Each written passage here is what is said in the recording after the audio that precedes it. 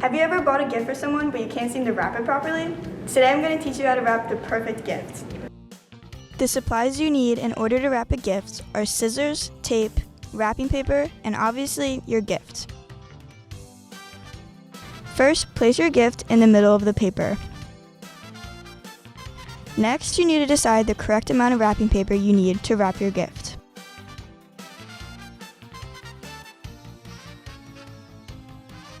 Cut excess paper to fit the gift size. Carefully fold the sides of the paper up to meet in the middle of the gift.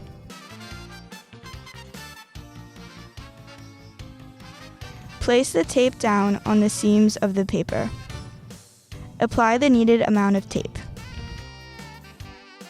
Next, carefully crease the sides of the paper so it makes the shape of a triangle. Then, gently press down on the top half of the paper and fold it over. Tape it securely. Repeat on the other side.